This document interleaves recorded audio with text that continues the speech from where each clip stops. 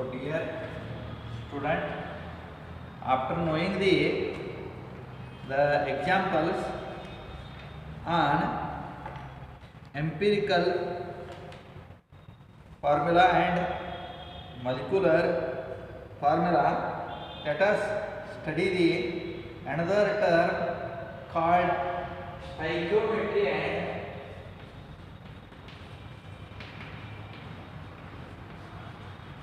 and stoichiometric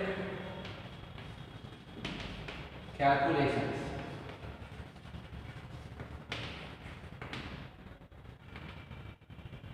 Now, the term or the word stoichiometry is derived from the two Greek words.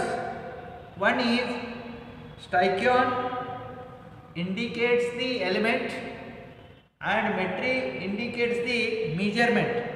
That is, the stoichiometry thus deals with the calculation of masses of the reactant and product involved in a chemical reaction. That is, during the chemical reaction.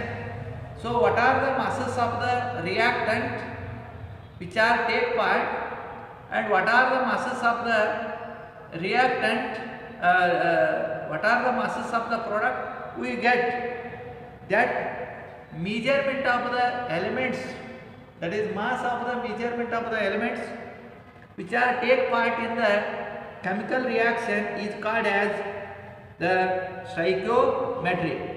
Before understanding the how to calculate the amount of reactant required or the product produced in a chemical reaction, so we have to write the general method for the calculation of all the problems consist of the following steps.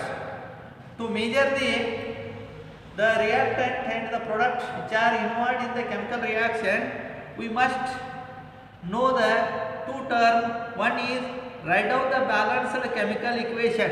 That equation must be, the chemical equation must be balanced. And the second one is write the relative number of the moles or the masses of the reactant and products below the formula. In the case of gaseous, write down the 24.4 liters of STP below the formula in place of 1 mole, and apply appropriate method to make the calculation. Say for example, if you take the carbon, get react with oxygen, leads to the formation of carbon dioxide. First, we have to observe that either the equation is balanced or not. Now here it is a balance. After balancing, you can write the state of the reactant and the product.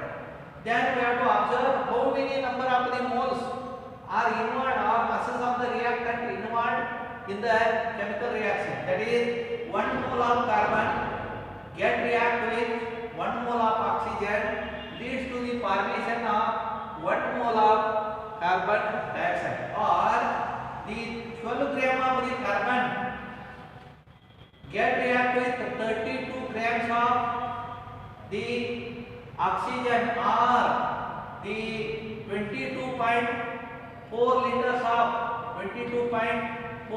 of oxygen. So which get combined with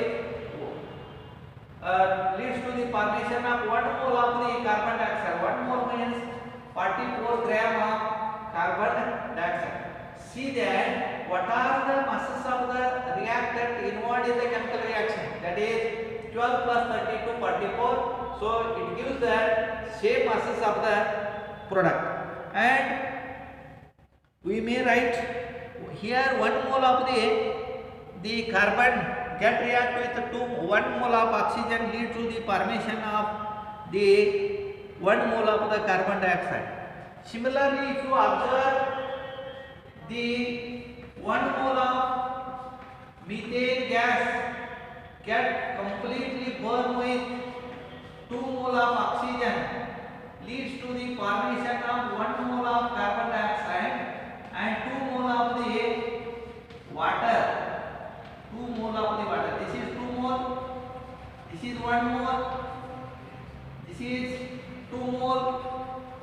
And this is 1 mole. So see that 1 mole of the coefficient of 2 for oxygen and water are called as the stoichiometric coefficients. Similarly, the coefficient of methane and carbon dioxide is 1 mole in each case. They indicate the number of molecules or moles take part in the reaction. So when you observe the reaction, it shows that 1 mole of methane gas completely burned with 2 mole of oxygen leads to the formation of 1 mole of carbon dioxide and 2 mole of the water.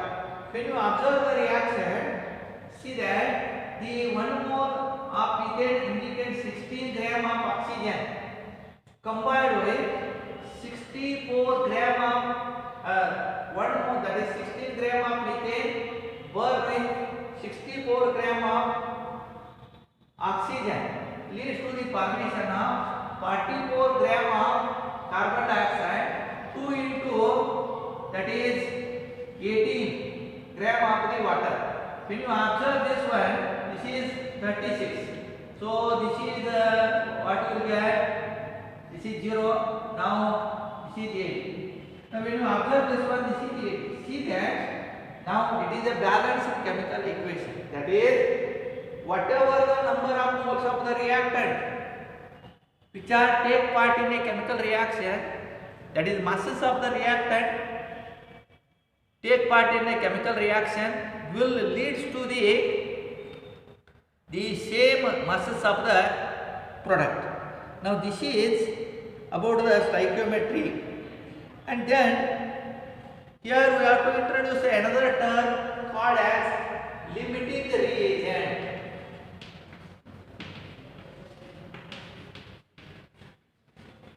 Limiting reagent. When you observe this one or this equation, so one of the reactant is completely consumed during the reaction, that is in excess is called as the limiting reagent. So what is meant by limiting reagent? In many times one of the reactant present in excess, and therefore some of the reactant is left over on completion of the reaction. The amount of the product obtained is determined by the amount of the reactant that is completely consumed in the reaction. The reactant is called limiting reagent or limiting reactant. The limiting reagent can be defined as, so the limiting reagent, how to define the limiting reagent can be defined as the reactant which is completely consumed during the reaction is called as limiting reagent. So the reactant is one during the reaction which is completely consumed is called as the limiting reagent.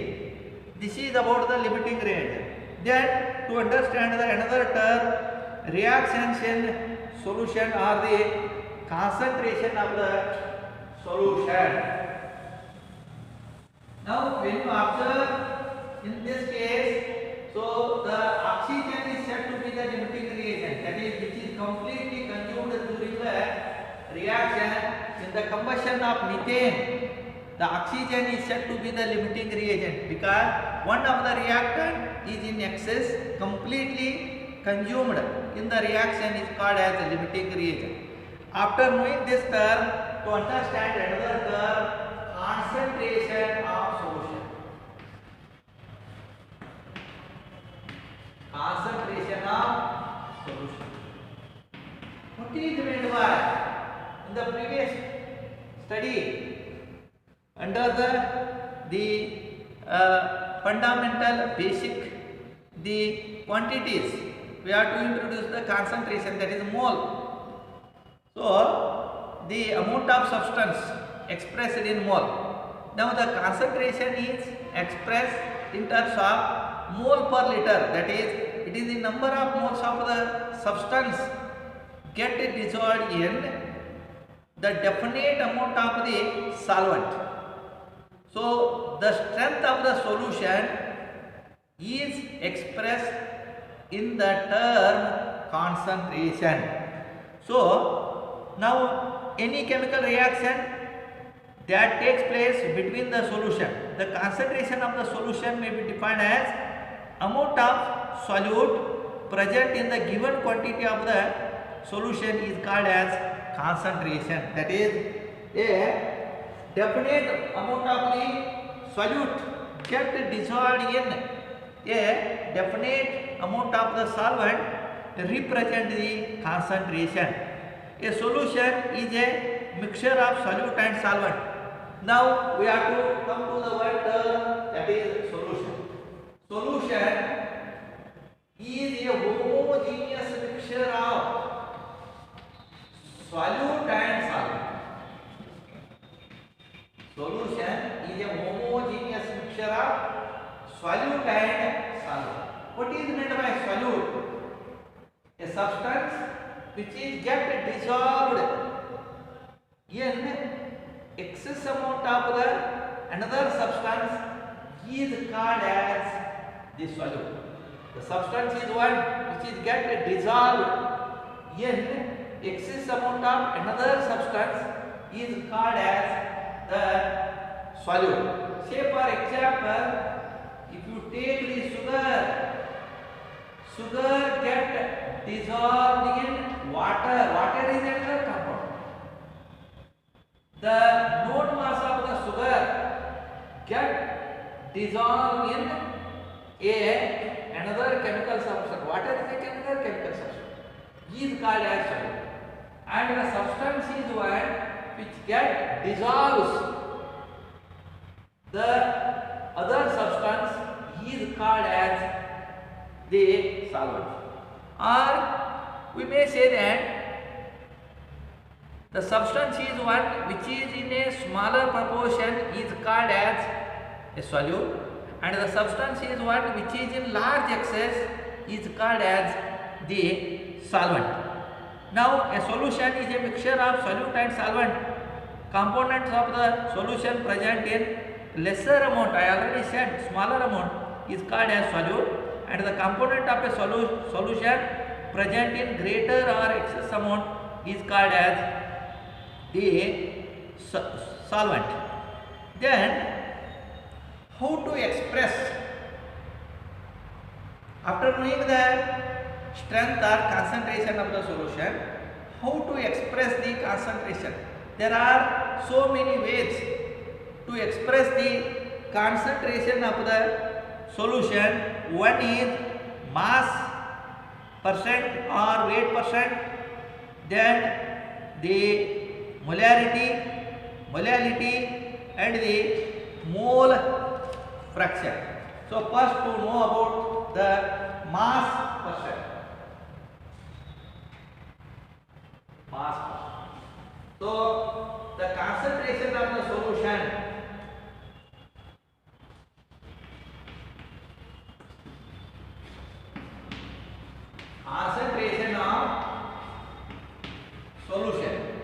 can be expressed in different way. One is mass percent, another is molarity, another is molality, and the last one is mole fraction. Mole fraction. What is meant by the mass percent?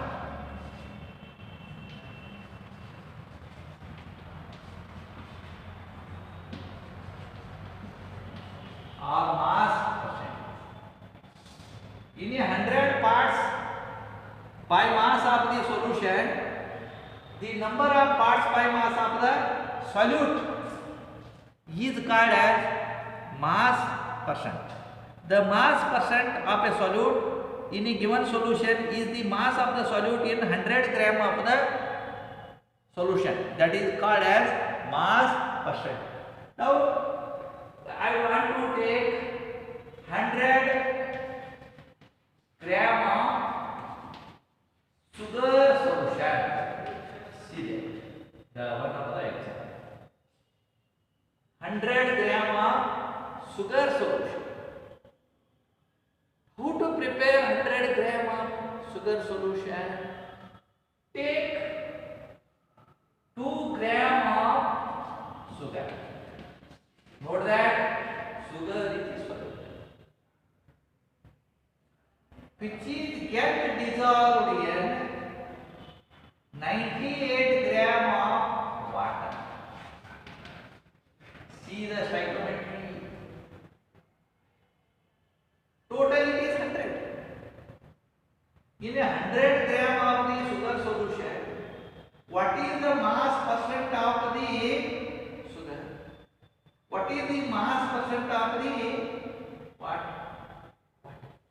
Therefore, it is the number of parts by mass of the solute present in 100 gram of the solution. This is important. Present in 100 gram of the solution is called as mass percent. Therefore, the formula is mass percent is equal to the mass of solute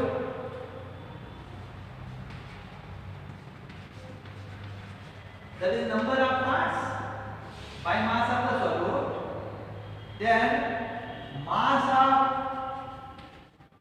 solution into 100, that is called the mass percent. Say for example, mass percentage of sugar according to the formula mass of solute. What is the mass of sugar? Divided by mass of solution, that is 100 gram. That is 2 plus 98. That is 2 gram of sugar get dissolved in 98 gram of the water into 100. That is 5%. So 2 divided by 100 into 100. So that is 2%. Now in a 100 gram of sugar solution, 2 gram of the sugar. That is 2% of the sugar. 2% of sugar solution indicates 2 gram of sugar in 98 gram of water. Similarly, mass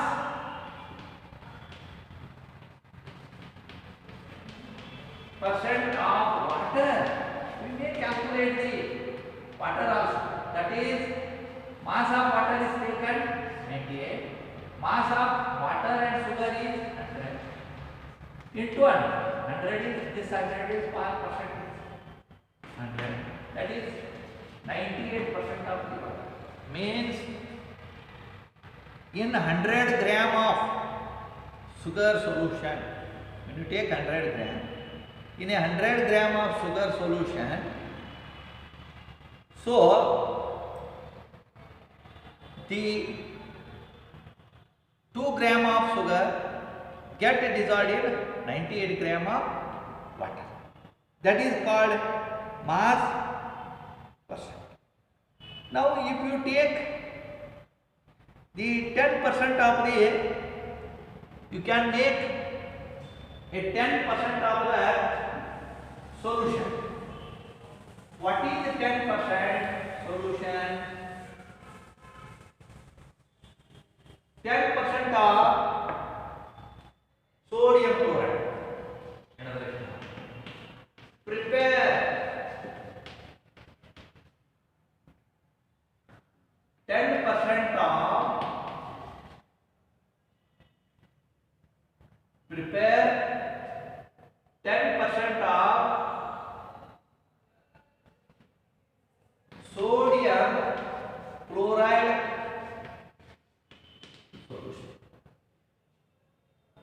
prepare